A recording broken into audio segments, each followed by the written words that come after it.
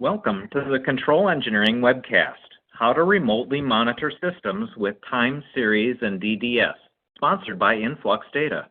I'm your moderator, Mark Hosky, and I'm happy to join you today on behalf of Control Engineering and CFE Media and Technology.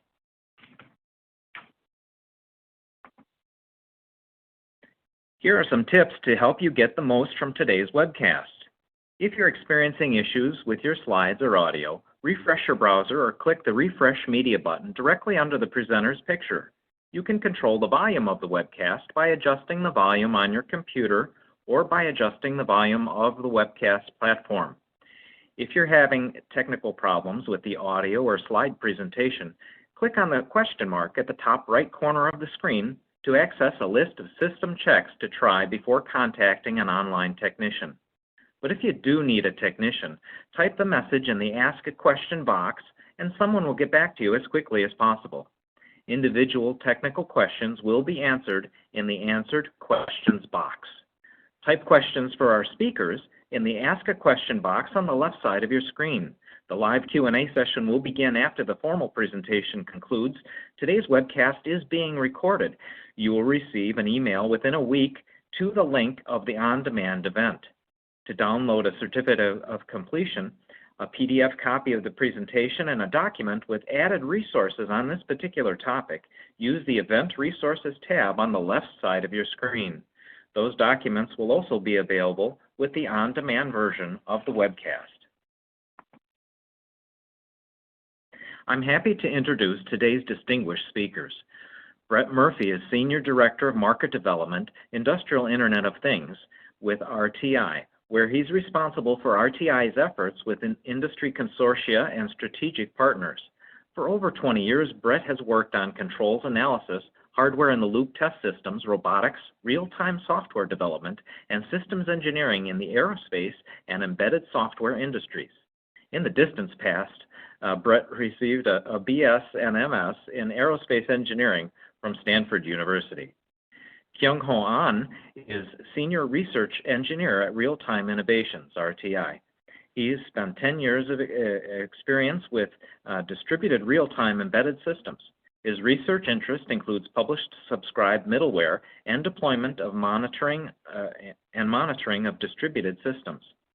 He has been leading several DoD and DOE-funded research projects as principal investigator. He has published research papers in journals and conferences focusing on the distributed event-based systems, middleware, and cyber-physical systems. He holds a PhD in computer science from Vanderbilt University. Thank you for joining us, gentlemen. Brett, please go ahead.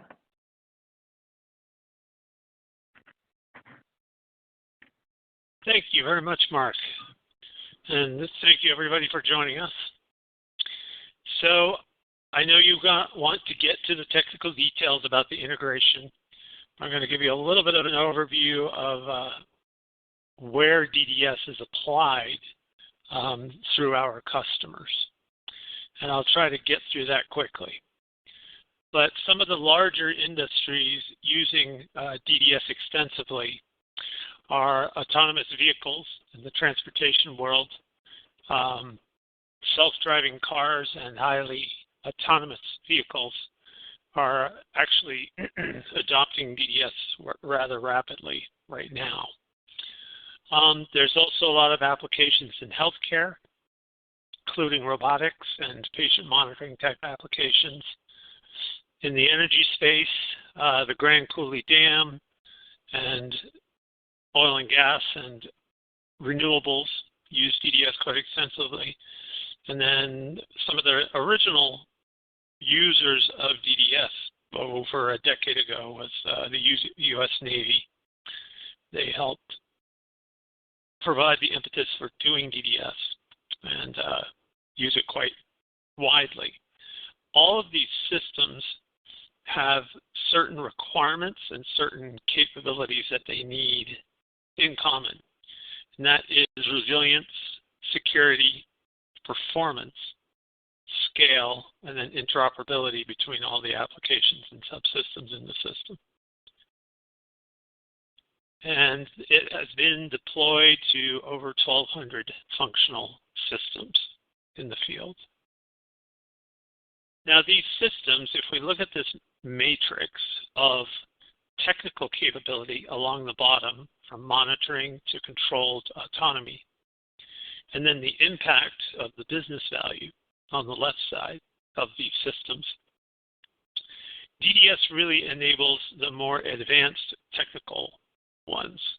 You know, I had pointed out all those self-driving car projects. Those are classic autonomy level systems using very extensive software and lots of network data sharing. So we provide implementation of the DDS standard, the data distribution service. You'll hear a little bit more about that from Kyung-ho. But basically, it's a way to share data between multiple applications and systems in those large systems that we were just talking about, and do it with those resilience, scale, and security. The implementation we provide is the libraries, the core libraries, including a secure version of DDS, and then a bunch of tools and add-on services that help you scale a system, make it performant, and such.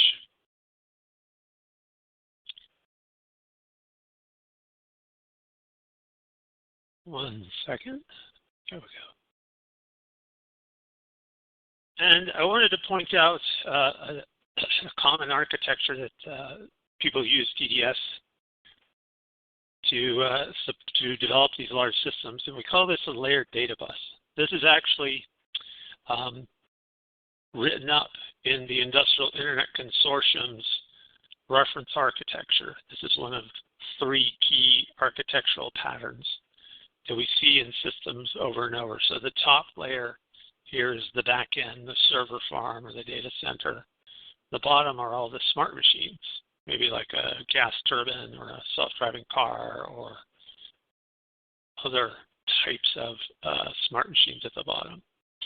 So I just wanted to point out that most of these complex systems that we're going to see, like this one, the Grand Coulee Dam, uses that layered data bus. And you can make those data buses redundant, and that was their purpose here, was to make a very resilient system, because they don't want 1/5 of the Western grid going down if they can help it.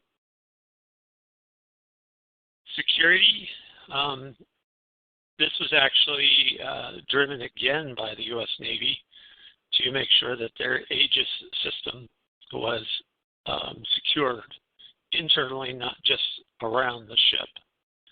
So back in 2000, what was it, about 2013, 2014 actually, they did a pretty demanding test with some of the logo organizations you see there. And it's a fairly unique security model that secures the data itself, not just all network traffic in a pipe. And what this does for the security model is you can actually both authenticate but also authorize each software application that wants to publish and subscribe DDS data, application by application. And then each application has permissions to either publish or subscribe, read or write the data that they own and want to subscribe to. Such a finer-grained security model than you generally see with just securing like TCP or UDP.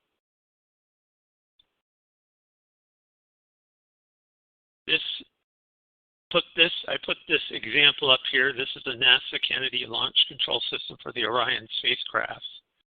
Their claim it's the single largest SCADA system, supervisory control and data acquisition system out there.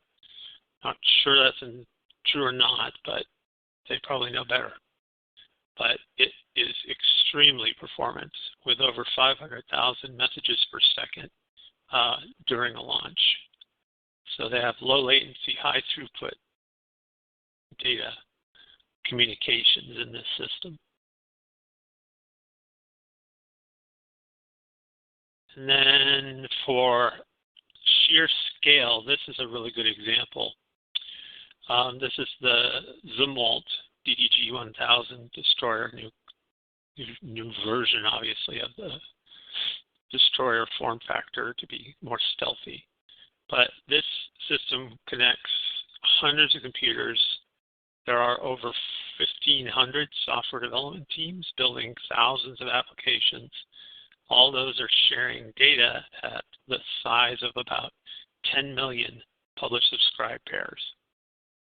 So they have widely shared data and many applications integrated together through DDS. And then lastly, for interoperability, DDS is an international open standard from the Object Management Group.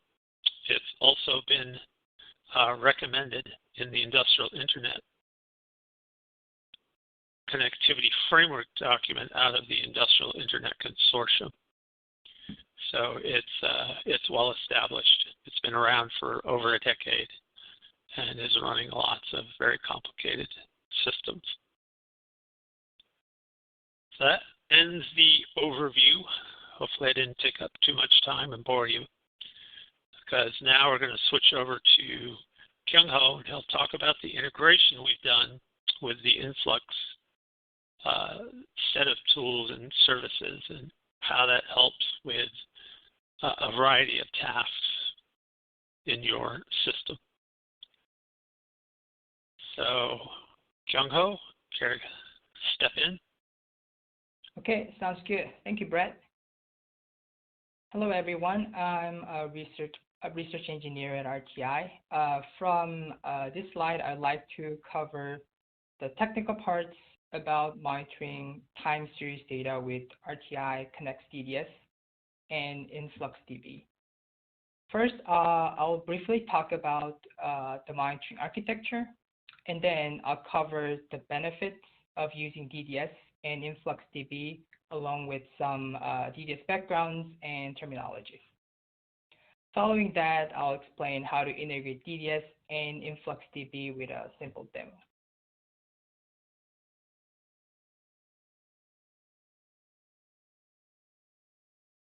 Okay, this figure shows time series monitoring architecture with Connext DDS and InfluxDB. The key components to realize this architecture is the Telegraf plugin for Connext DDS. The Telegraf plugin consumes monitoring data such as system stats, application performance stats, or logs through a Connext DDS-based monitoring data bus. Then the received data is normalized and provided to InfluxDB for storing, and then they can be visualized by a tool like Grafana. In the later slides, I'll talk about the benefits of using DDS as a connectivity layer. First, I like to talk a bit about why we use the InfluxDB stack. Actually, I came to know InfluxDB while exploring time series monitoring technologies for a Department of Energy funded microgrid research project. Looking at the slides, these are the main reasons why we decided to use the InfluxDB stack than other technologies. Telegraf is a plugin-driven agent to collect monitoring data, and it is a part of the InfluxDB stack. Telegraf uses push-based metric collection, and it is a better fit for DDS, as DDS uses the event-based PubSub model. Second, Telegraf provides lots of out-of-the-box plugins for collecting and monitoring metrics. So it makes it a lot easier to collect metrics from diverse sources. And also, it is very easy to extend. The last one is that it is mature and widely adopted open source technology, but at the same time, it has commercial offering and support for users willing to pay. So then what benefits could DDS and InfluxDB bring together? Before talking about the benefits that DDS can provide, I'd like to give you some background terminologies and concepts of DDS.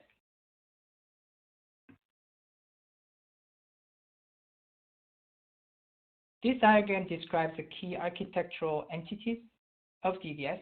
As I briefly mentioned before, DDS adopted the publish-subscribe model, so DDS applications can communicate through data writers for publications and data readers for subscription.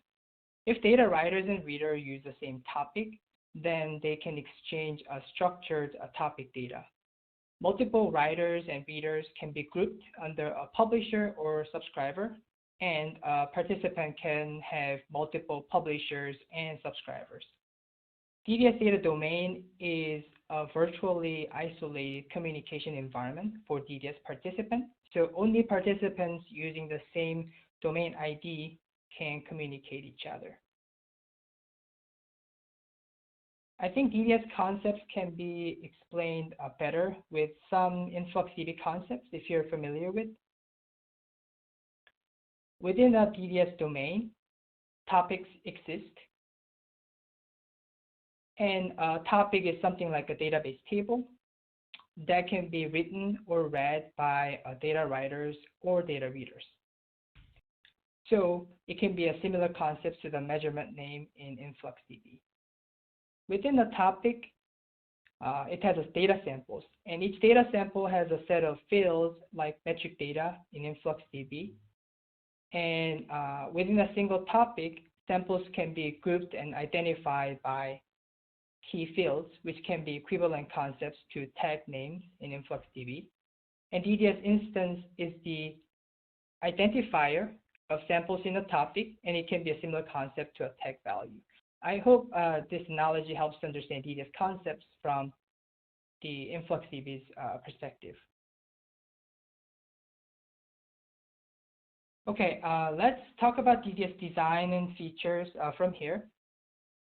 So how is DDS designed and what benefits can we gain? First, DDS is fully distributed and supports decoupled publish-subscribe interactions. Fully distributed means that there's no broker between publishers and subscribers, so publishers and subscribers directly communicate each other. With that, you can achieve very high throughput and low latency without a single point of failure or bottleneck. DDS applications declare intent to publish or subscribe with a topic like temperature in this figure, and application does not require prior knowledge about other applications. So publishers and subscribers can join a system anytime from any place. And discovery and communications will be automatically handled by the underlying DDS middleware. This time and space decoupling can greatly reduce the integration and maintenance cost. DDS is data-centric. This simply means that publisher and subscriber exchange strongly typed data, not messages. With that, it can support content-based filtering on the publisher side. For example, a subscriber can declare content filters, like it wants to receive temperature data above a certain threshold. Then, a publisher delivers the data only within that threshold to the subscriber. This will be quite useful to improve resource efficiency by reducing computing and resource usage.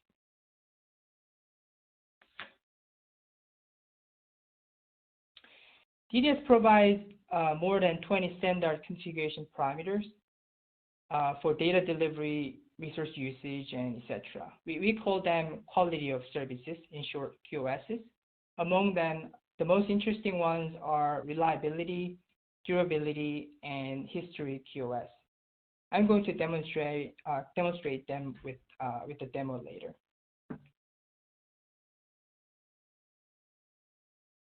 DDS supports multiple transports, including shared memory, UDP, and TCP. But the default transport of DDS is UDP, which does not have a reliable mechanism for data transmission.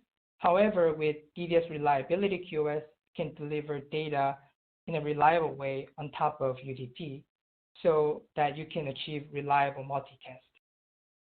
At a high level, if data is delivered, a subscriber responds with an ACK message to the corresponding publisher. If not, subscriber responds with a net message to request to send the data again, and then publisher resends the missing data.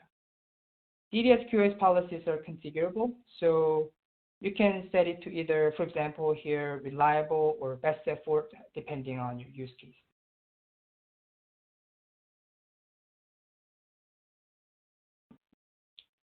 DDS can deliver historical data for late joiners with durability QoS.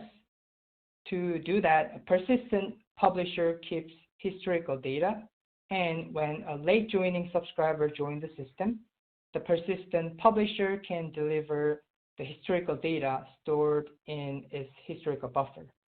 Historical data can be stored either in memory or persistent storage. You can configure that as well.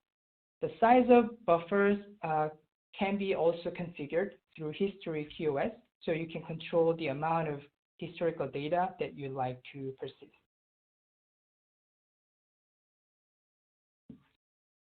So far, I talked about some key capabilities of DDS. Then what benefits can we gain with the InfluxDB stack? First, Telegraf provides lots of plugins contributed by the community, and it has a very strong ecosystem. So with that, you can collect metrics from diverse sources and provide collective metrics to many destinations. Other than that, InfluxDB supports built-in time series functions that can select and aggregate or even predict metrics. These time series functions are essential to normalize enormous amount of data collected for monitoring and alerting.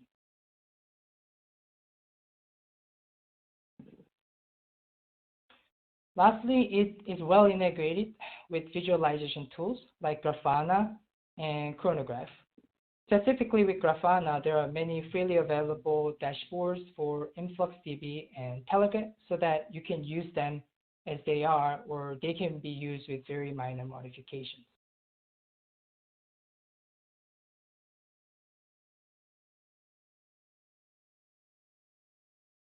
Okay, so as I mentioned in the previous slide, Telegraf Plugin for Connext DDS is the key piece to realize time series monitoring architecture with InfluxDB and DDS. So from this slide, I'd like to explain how Telegraf Plugin for Connext DDS is developed and how to use it in a detailed manner. The Telegraf plugin for Connext DDS is developed to serve generic use cases. This means that it can subscribe to DDS data with any application-specific data types. Then, how is a plugin implemented to support this? Before jumping into the detailed plugin implementation, I'd like to briefly introduce the RTI Go connector, which was used to create and access DDS entities for the plugin development. RTI Go connector is a simplified API for DDS application development in Go programming language, and it is built on top of DDS C API. And RTI Go connector has a very few methods, so it is quite easy to learn and use. And it is freely accessible in our community GitHub. So if you're interested in developing DDS applications in Go, please check out the link in the slide.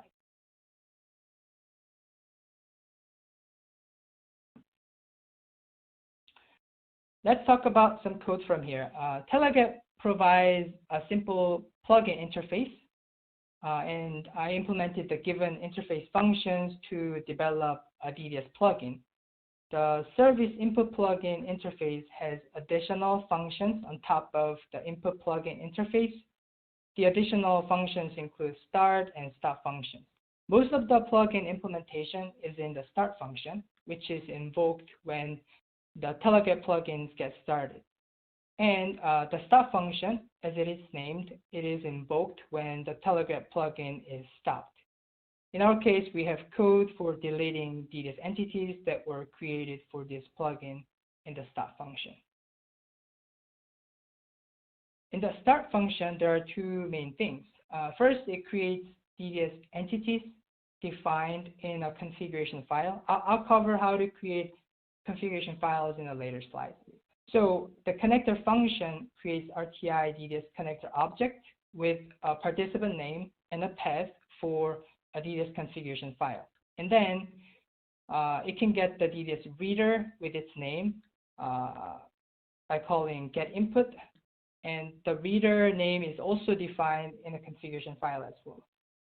And the created connector and reader objects are stored in the DDS consumer object, so they are used to read DDS samples in the process function.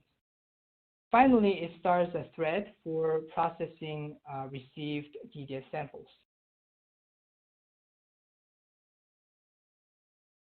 This is a code snippet of the process function. What this function mainly does is to take DDS samples from the reader and then provide the samples to Telegraf output. So I just leave this as just a reference, and then I just keep moving forward. And okay, then how can we use this input plugin? You can actually download it from our community GitHub. The GitHub link is included in an additional resource document provided along with this webinar. And you can follow the instruction in the GitHub page. And also there are some example configurations that I created as well. Assuming that you download it and have a Telegraf executable, as a user, the first thing you have to do is to create a configuration file for DDS data types and entities. So the slides from here, I introduce an example of DDS configuration file. First, this configuration file will include the definition of data types. For example, here I have defined a data type for a shape that includes 4 attributes: color in string, x and y coordinates in long, and shape size in long. After you have a data type defined, you should define a DDS domain, which includes a domain ID you'd like to participate. For example, here I would like to participate in the domain 0. And within the domain definition, we need to register a data type we'd like to use. Here in the example, I register the shape data type defined in the previous slide. Then I define a topic called square associated with the data type.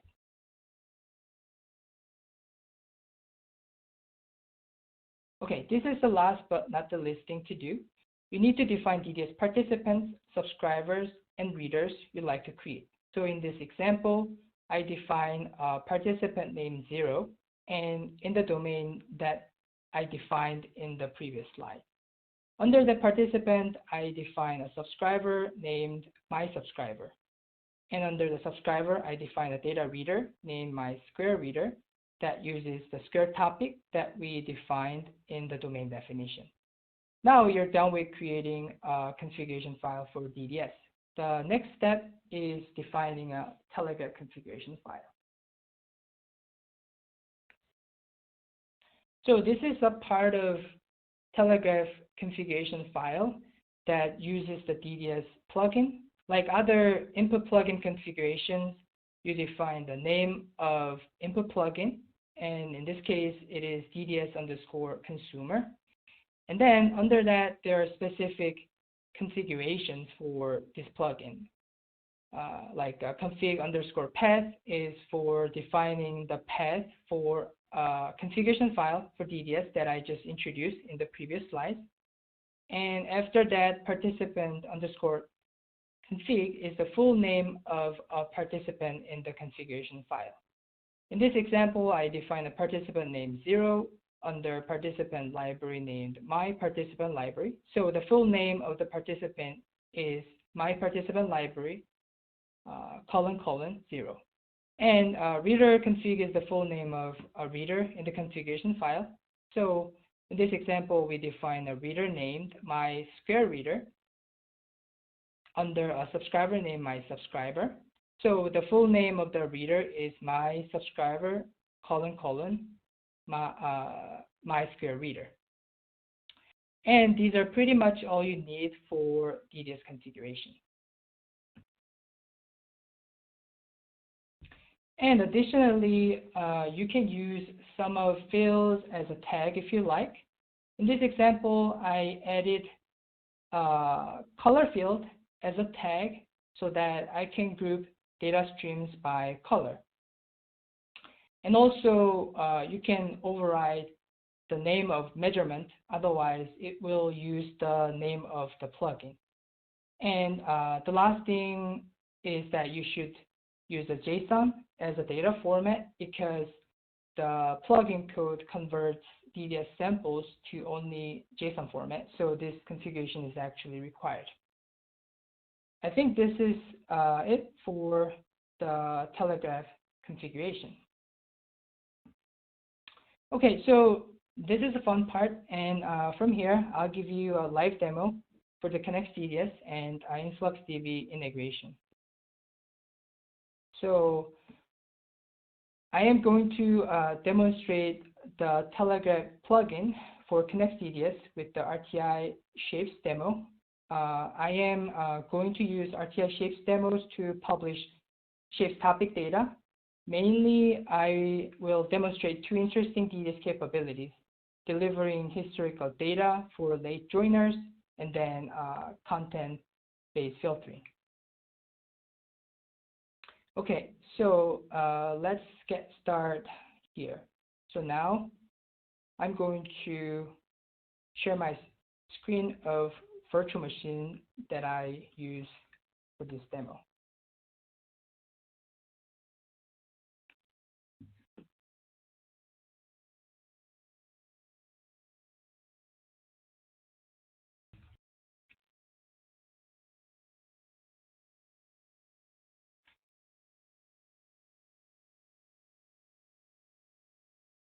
Right. Okay, so as I just mentioned, I'm going to use RTI shapes demo to publish shapes topic data. RTI shapes demo is a tool that you can use to learn about the basic and advanced concepts of DDS. So basically, you can create a publisher or subscriber with some DDS configurations you'd like to play with. So let me create a square publisher with the default setting here. And then let me create a circle publisher with a different color. And then let me create a triangle one with the durability POS, which is for late joining subscriber.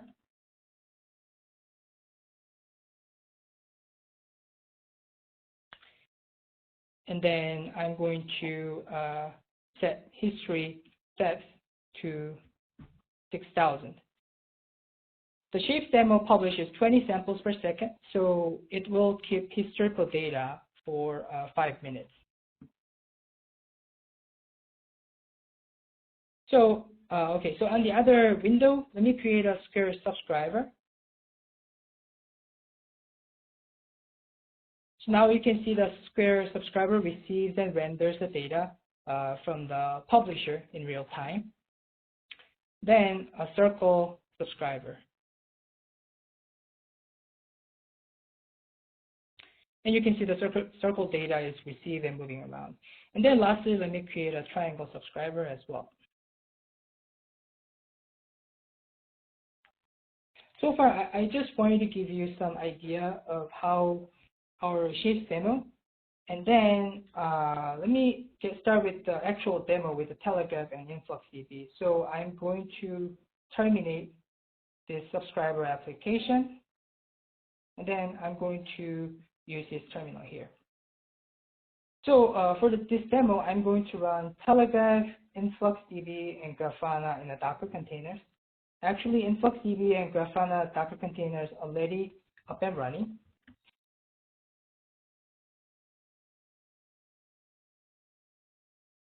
And I haven't started Telegraf yet.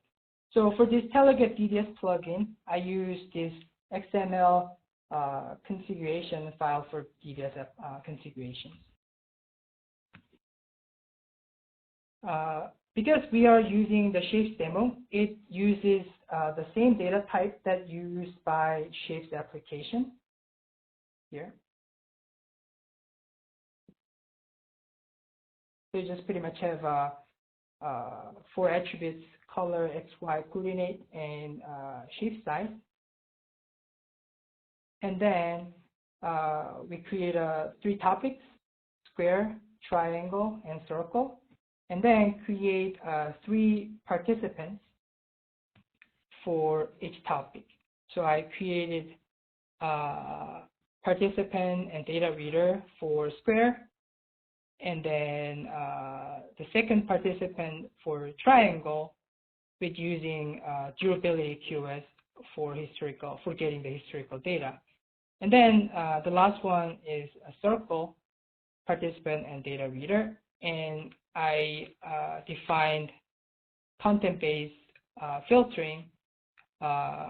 X coordinate is higher than 100, which means it receives the data only when X coordinate is higher than 100. And I use this Telegraf configuration.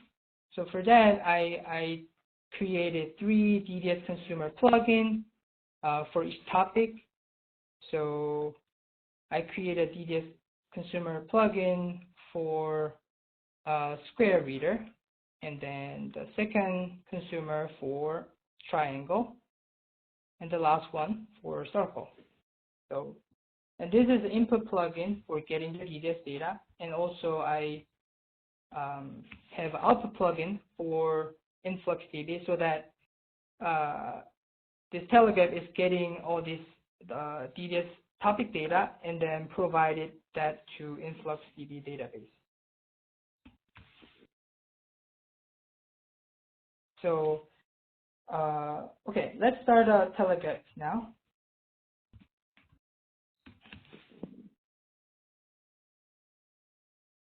After I started Telegraf, this Grafana started visualizing the data coming from this RTI Shapes demo. So this Grafana, what it just does is each dashboard is just plotting an X and Y coordinate for each topic: square, circle, and triangle. And then when I move around this square, and you can see that the XY coordinate is updated accordingly in real time. And for circle, I define a content-based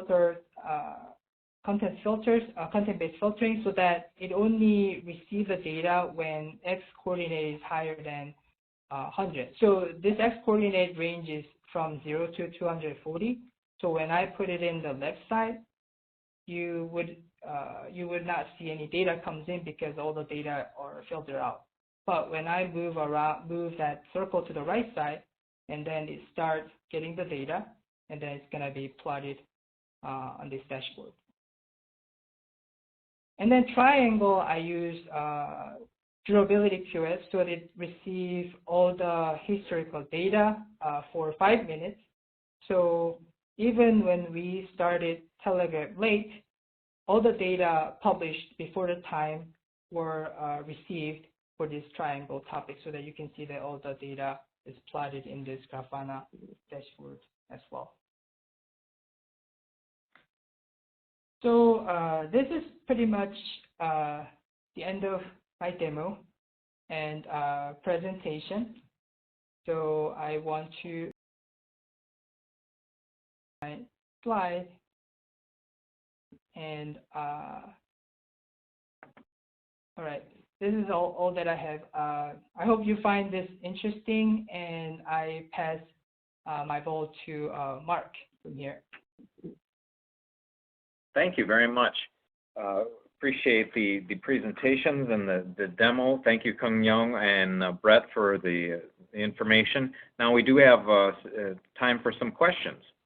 The audience may type questions for the presenters in the Ask a Question box on the screen, and we'll get to as many questions as time allows.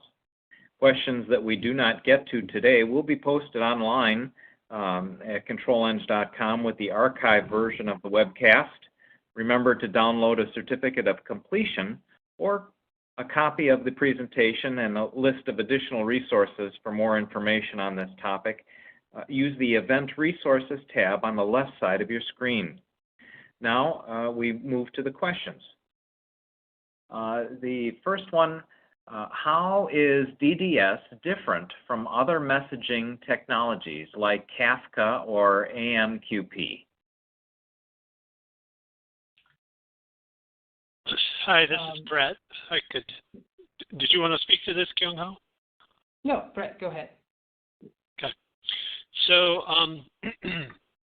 Kafka and AMQP, beyond being primarily back-end protocols for like business applications, they do have some applicability to bringing data from the edge. But they are both what we call message-centric. You take a piece of data, it's opaque to the middleware, the AMQP and Kafka in this case, and they send it to a particular destination. But any kind of content filtering and other capabilities where DDS knows what the data is that's going by and can parse the content to do things like content filtering and other things. So, and the second most important thing is, you might have noticed as Kyung-ho was explaining it, it's a lot like a database, except in this case it's a data bus moving data. But in a database, your applications interact with the data tables. In DDS's case, it's the topics. So the data is a first-class citizen in the logical architecture, and that's what decouples the applications. That's why a database is so useful. You just read and write the data. You don't have to worry about who put the data there. The truth in the system is the data. And that decoupling is surprising at how well it streamlines the development of the system, increases its scale and functionality, but also, resilience. That would be my answer. Yep. Great. Anything to add, Kang-yo? Brett, talked about data-centric versus message-centric, but from the technical point of view, there's another different technological aspect is the architecture. So Kafka and AMQPs are broker-based, so that while DDS is a fully distributed peer-to-peer, so it is really designed for real-time and low-latency communication, because we do not need to go through the brokers, and also it can reduce the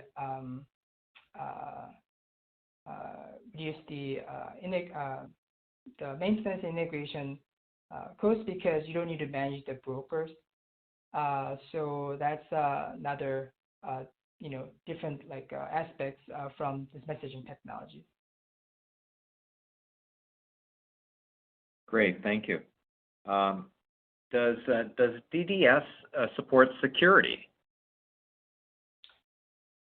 Yes, DDS supports, as Brett mentioned, it was needed and developed for the U.S. Navies, and DDS actually supports a standard-based security. So it is fine-grained security, so you can secure communications by DDS topics. And it also provides a plugin API, so you can develop your own security plugins as well. Anything to add, Brett, or are we good there? We're good. Good. Can DDS be integrated with other output plugins of Telegraf? Yes. So we developed input plugin for DDS so that the data is normalized and then it can be integrated with any output plugins provided by Telegraf. So pretty much, DDS data can be passed to the Telegraf, and then output plugins supported by Telegraf, including Kafka and AMQP, and some other databases, including InfluxDB and Elasticsearch. You can pass those data onto those destinations. Good, thank you. Where can I get the Telegraf plugin for Connext DDS? So it is a forked GitHub repository. It is residing in our RTI community GitHub. So we can provide, we are going to provide a link in the additional resources, and it will have the instructions to build, and I included some of the example configurations to use DDS plugin for Telegraf. Good, thank you. Is the cybersecurity involved in DDS similar to blockchain?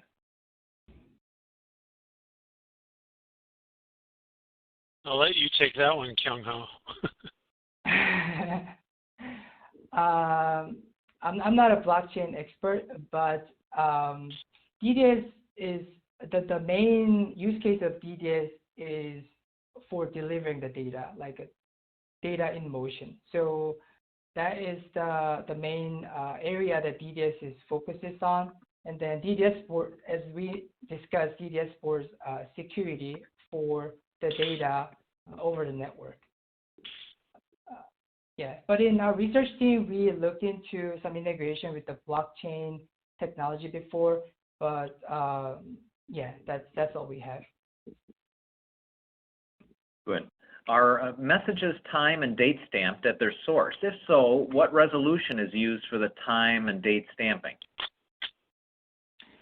I believe InfluxDB provides nanosecond granularity for the timestamp.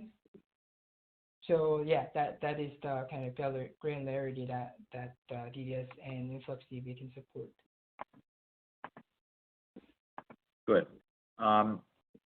If you need to monitor, say, 250,000 different sensor data points that we're looking at various data types, such as pressure, temperature, power, transients, and that sort of thing, would you have to configure the XML file for each point to set up publishing and subscriber instances? I would say, yeah, you can partition your data points by categories with topic. So yeah, you can have a pressure, temperature topic, but within that we have a concept like instance, so that you may have different instances of a sensor, so that you can using the same topic for multiple instances, but you can partition your data by categories with topic. So each XML file for each point wouldn't have to be done separately. Oh, sorry. So XML file can define multiple participant and reader. So let's say if you want to create like different topics like temperature and pressure, and you can still have them in the single XML configuration file, but you can define multiple data readers and topics from there. Very good, thank you. Does the technology also work for IIoT devices? I can take that. Yes, it does. We have small versions. I probably didn't mention it in the slide, but we have a micro version of DDS, which is a subset of the DDS functionality and uses up much less RAM to run. So we see people implementing it on IoT devices. And in addition, in industrial automation in particular, as well as some related like energy and others. PLCs are commonly used to do the kind of the data collection and also the simple logic in close to the edge, close to the IoT devices in a factory, for example. And there is work going on to bring out PLCs with DDS natively in them. So that will help in that area where PLCs are an important part of the system integration. Good, thank you. How is DDS different from MQTT? Sure. So MQTT was originally built to be a telemetry protocol to get data back to IBM's WebSphere, ERP, their Enterprise Service Bus ESBs. It was designed to be extremely simple. So I think it has, well, the core or original MQTT had 3 QoS. I think they may have added new versions. It is also message-centric, not data-centric. So scaling out, because it requires TCP, can be quite challenging. You have to field a whole bunch of brokers or deploy a whole bunch of brokers on the cloud side to manage all the connections, whereas DDS can kind of work through one pipe. So I would say mainly it's for simpler applications. You remember that matrix I put up with monitoring, control, autonomy? MQTT definitely lives on the left side primarily. So simple monitoring applications, which can still be extremely valuable, like predictive maintenance. We can support that. But generally, that's the difference. Good, thank you. May we make the configuration of the publishers and subscribers automatically by plug and play without the need of programming skills and using open protocols such as OPC UA, MQTT, Ethernet IP, and so on?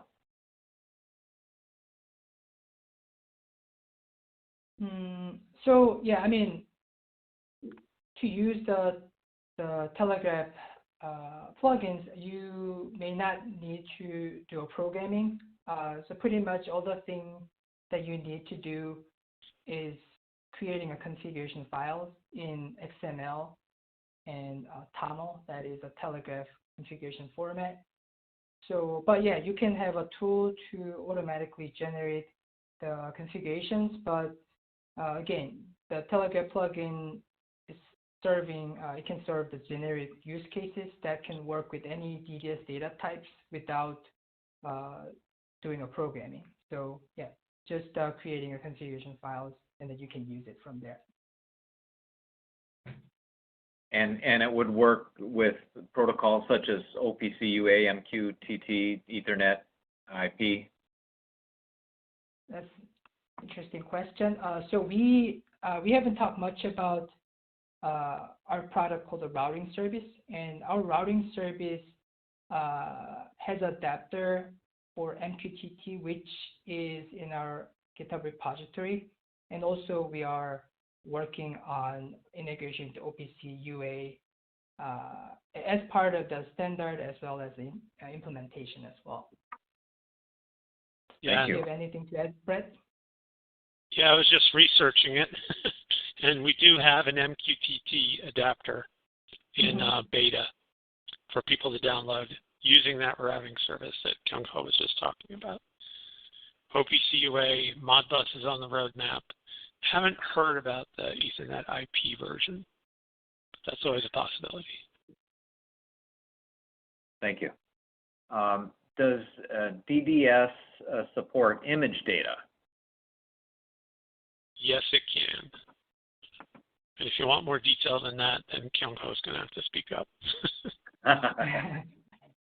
So yeah, you can develop your own data types DDS is providing a way to evaluate data tests, and like our customers are already using DDS for transferring image data. In autonomous driving, you have a camera and you have image data. Those data is already going over DDS. Yes, you can. And to pass that data along, you would have to, or it helps to tune some of the QoS parameters to make it more of a high throughput versus and stringing it back together, if I remember correctly.